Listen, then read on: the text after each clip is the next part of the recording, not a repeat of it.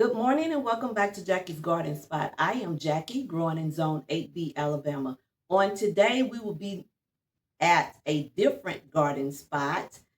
We were invited to a fellow gardener's house to see her garden and to see what she has going on in her garden spot. So the background story is a couple months ago, during the month of April, the first part of April, I was invited to present a garden workshop to a community of people. So within that community of people, I did not know that there was a very experienced gardener in the audience. So she and I formed a bond, and she's even told me some secrets of gardening, all about propagating roses. She knows a different way of propagating roses, and so I am absolutely interested in learning her way of propagation because, as you do know, I'm trying to propagate the sixth generational rose that was given to me from my mother-in-law. So I'm interested to learn that. And so, guys, once we get to her garden, I'll come back on and we'll open up the video with her, introduce her, and we'll get started in her garden spot. So stay tuned. I'm so excited to see what she has growing on. Okay, guys, we are back. As I told you, we were going to someone else's house today. This is Miss Lee. She's an experienced gardener, and she's going to take us on a tour of her garden spot. So stay tuned. This is her plum tree. It is gigantic, and that it grew that big. there are a lot on the ground here. She has a lot of plums here, if you can see, guys, all through there. Do you know what type of plum tree it is? No, I got the tree from a neighbor, but there's kinds that people like to eat the green plums with salt. But that's the way my daughter loves them. But this year, they just bloomed out too early before the bees came in to pollinate. Oh, wow. Nice tree. There. Yeah. Hopefully next year it'll be a better year. But the birds been enjoying them. And grow big and looks good, but they had a picnic on there. And my pear tree is out here. I guess this would be a good place. But this is an apple tree, but for some reason it blooms out, it blossoms out, but no fruit appear on it. Now I don't know what. There's a little something right there. Oh, one little apple. It produced an apple, but it was full of blooms at the beginning of the year, and I didn't think anything was ever going to produce, because this is about the third year that it's blossomed. And well, you have a little one. I hadn't even discovered that one. And a locust. You see the locust there? Oh, that shell. Oh, another apple. Wow, maybe I was tempted to think about. And you have one right there. Cutting it down. Oh my! So yeah. It is an apple tree. You have a few coming out. I'll get a chance to see what kind it produces. And my on it. If I can keep the chinch bugs off of them, they love them and they sting them and they make them start rotting at the vine. But it used to produce real good ones. It was full of blossoms. And this is my pear tree that I did. Oh, it is loaded. I did it is a loaded year because it blossomed out later than the plum tree did. They're hanging. Yes. But the squirrels love them. Also, now this is my first effort of grafting a tree. Oh, really? This was a Bradford rootstock that I used. And a friend of mine had a nice soft pear. And I got some twigs about the size of this limb, and I put them in the freezer until just before the sap started to rise. I hooked it on. You can tell where it joins right here. Oh, that's the graft line. Yep. Oh, wow. That's where I put on that twig, and within a couple of years, it was bearing fruit. Soft, juicy fruit. They're not the cannon type pears, but they are sweet and soft. And hopefully this year, I'll be able to eat some. Last year, Yes. the squirrel ate, and they ate them all because it wasn't as plentiful. Well, you have quite a few this year. Yeah. For everybody. You can see the grass line on that tree. That is so Yeah, amazing. I was amazed. That was my first successful. And I had always tried to do it. When I was in high school, I got the idea that I was going to do it. And I tried it, and it went along real good. You tell the difference in the bark. All that up there is that graft on from those scions that I got from a friend. Nice. And this is my garden. We can get a view of it from there. That's my row of peanuts. And I put... These are your peanuts in here. Yeah. And I've nice. I guess it's time to get the garlic up. These are garlic plants. Yeah, your stem soft. Yeah. Yep. I saw in an article where if you cut that blossom off, that put that energy down and you'll get bigger clothes. Yes. And that's a row of string beans. The running ones that I did not know that was going to produce. They hanging with beans. I picked them a couple of days ago, but they probably... And you still have some more. Yep, got quite a few, and they come on different sizes. You can see these are hanging, and then they were really good. I cooked them in my grandchildren.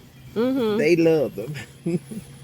They were asking for seconds. Wow. And all down there, but you have to get all up in there because it looks like stems. It's kind of hard to find them. But they are there. Now, and this is a plum tree that's going to be the red plum.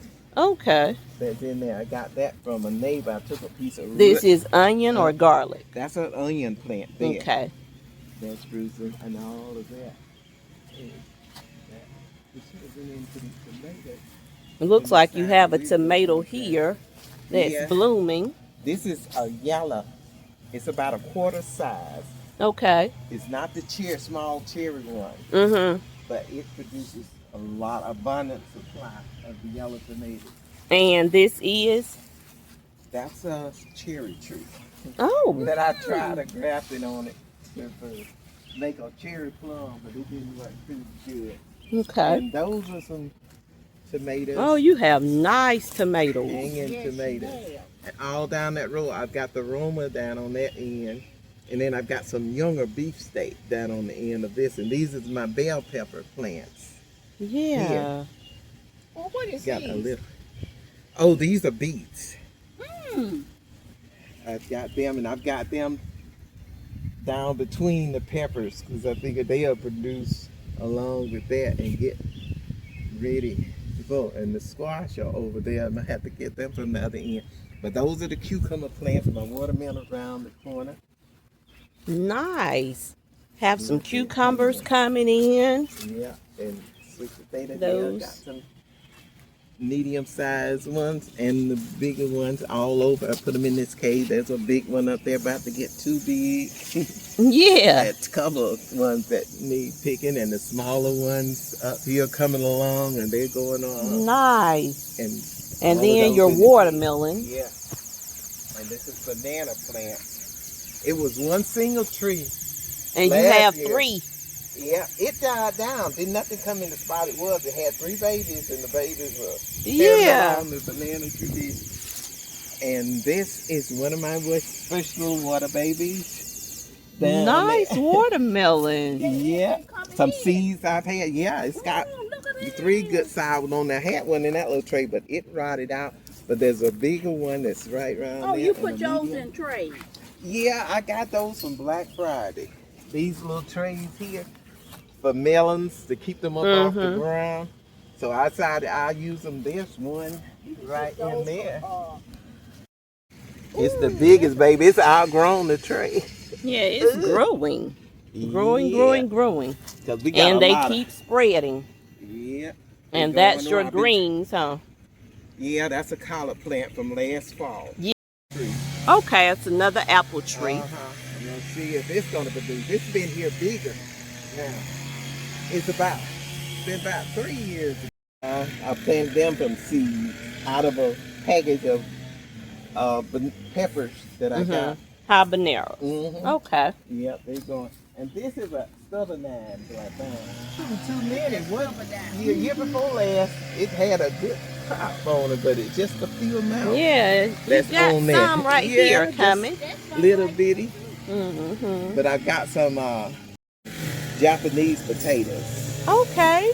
The red on the outside, but the yellow on the inside. Mm-hmm. And they're good. Carrot. And those cucumbers. This is the purple okra that Yeah. she's growing, and if you can see really good, guys, from my thumb, there's one forming. She's doing very well. Okay, that's your tomato.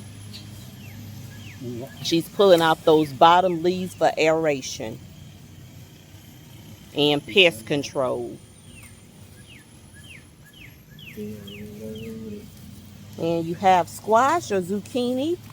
Just summer squash, regular squash. They're just starting to bloom. I was late getting the seeds in, but they hadn't started. Oh, there's a little squash on there. I hope they get to mature Looks before good, yeah.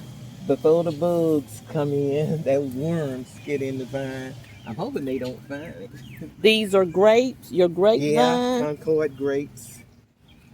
The birds love them. I have to fight them to try to get some. Oh, you have a But lot. they are loaded. Yeah, I cut the vines back, but they grew out these Grapes. Concord grapes. You can use them to make jelly. They make nice jelly or wine or just to eat.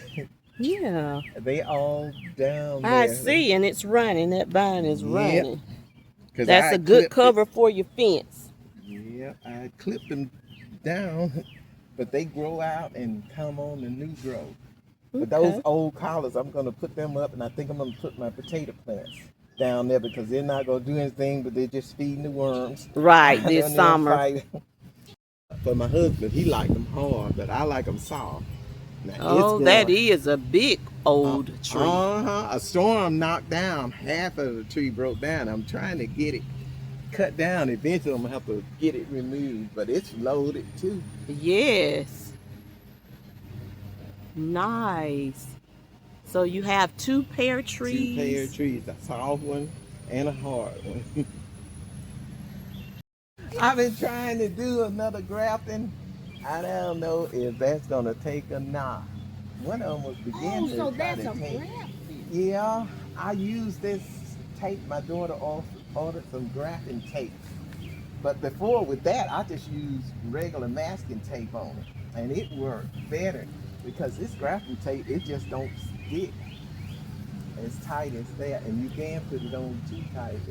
I tried to do a bud graft there. It's swelling some, but I don't know if it's going to take or not. I said, well, I'll try again the next year. But this is another little tree. Both of these trees was from scratch. I mean, from a seed that I had thrown in the garden and came up. She had an apricot tree, and I tried a scion from that, but it didn't take. I don't think it's gonna take. So it's just gonna be a regular plum. Give up on that after it don't come. They're the regular side. Now they are sweeter. But This is her fig tree. Go ahead, Miss Lee. Yeah, now they're sweeter than the one I've got. The smaller ones and the one I got in the bag that's over there. They are about fig, and they be nice, big purple, but they don't have that good sweet taste. But they make some beautiful jams to make out of the fig. But Nice. It's a huge tree. it is. How old is this one? Oh, it's been around. Well, it's at least 40 or 50 years old. Wow. I had my son cut it down because it had grown so tall I couldn't get the top. But it grew back taller than it was originally. And so I said, well, I give up on that. And so that I use for my cat food orders. And it's working fine because it started having plenty of little figs on it. They're going to be the big, I don't know what they call it, turkey fig. Okay. But the big purple. But they're just not sweet. But in jams and preserves, it does well. It is never fruited for me to see just what kind of fruit it's going to be it's gonna be either a lemon because my daughter eat a lot of lemons, grapefruits, and all the citrus family. Orange. It might be an orange tree, but it's But died nothing down. yet, huh? Nothing yet. It died down, and I took the root up out the ground because I put it in the ground back there, thinking that it would be Okay. shelter from the building. But then it put back out all these sprouts. And maybe in a couple of years I'll see what it is. But this little companion right here, I just stuck avocado. It was just a little bitty piece, but it grew fast. And I got one on the front like that color. And the people that's down the couple, that's right at the end of Green, this is that plum tree that he got. Those red plum that was just hanging. And falling on the ground. I mean, they would be that they make jelly. Now they're meaty, but those yellow ones they mold to the juice. But these are red meaty, and that's what I like. They make good jelly because it gives it color. But that stays yellow. You don't get a red color when you do it. Wow. And those are just came from seed. Those Dollar Tree seeds from about 3 Nice. years ago that I planted those seeds. Nice. Now, what is that? A graft? Yeah, I cut a stem off of one of the big bald one, and I was attached it to the regular tree, and hopefully thinking that it would make some big plum limb. At least one limb would be of the big variety. Huh. But it was growing for a while, but I just gotta wait and see if it's gonna hatch out. So they drill up in the wood. Yeah, they go up in the wood and then they turn and go an angle and put that egg up in there, and then it hatches out at some time, and you got a whole nother column. At one time, but didn't have a problem with them. And then they destroy your wood, huh? Yeah. They Wow. do a lot of damage to it. I see the holes. Yep, they do the bone and make that sawdust. All the sawdust is falling Yes. down over there, and it's just constantly falling down because they're up in there working. Okay, Miss Lee is showing me how another way to propagate the rose. So I bought them with me, 2 clippings today, and she's showing me how to do it. So you cut it at an angle. Mhm. Okay. And then stick it in the rooting tone. Let's see here. We got to get this. This is some rooting hormone again.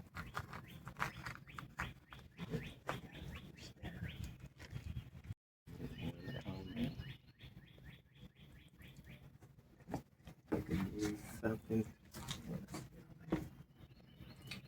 They say you can just push it in the soil, but then if you got something, you can kind of make the hole. You keep the rooting tone. Just make a hole down and stick it in there, and make sure that the soil is moist. Okay, so we'll need to come in and water the soil, and then we'll see what happens from there. I think one of the things that she told me, guys, was not to put it in direct sunlight. So when I get home, I'm going to put it in like some shade, and we'll see from there. This is another way of doing a propagation of a rose planting. Like this one.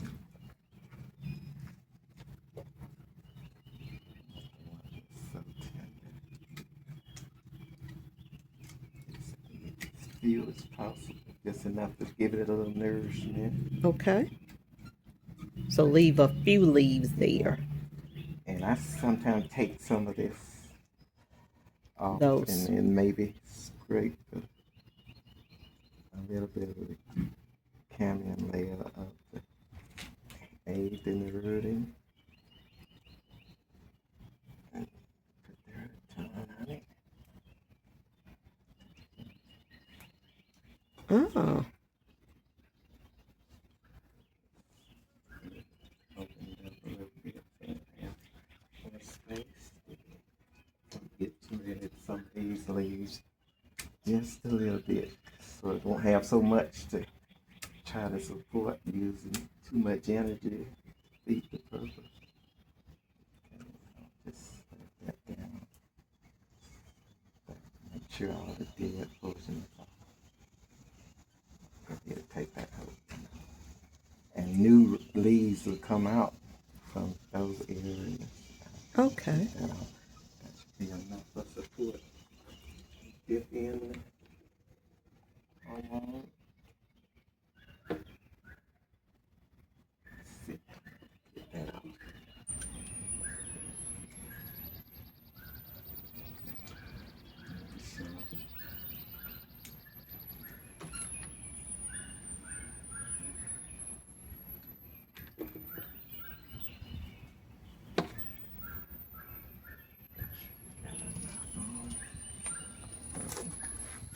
See, we'll put this paper away.